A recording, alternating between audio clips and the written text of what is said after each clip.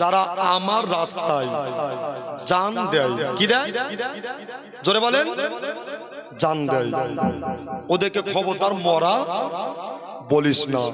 আচ্ছা বলেন তো, মরা বলিস না আল্লাহ বললেন, তো ডাকতে তো একটা হবে, জি জিন্দা না হলে মরা। আল্লাহ পাক বলছেন বাল আহিয়াউ, জোরে বলেন সুবহানাল্লাহ। আহিয়াউ মানে হলো জিন্দা। আচ্ছা জিন্দা থাকলে খেতে হয়, হয় কি হয় না? খেতে হয়। আল্লাহ তুমি খেতে দাও, বলছে হ্যাঁ।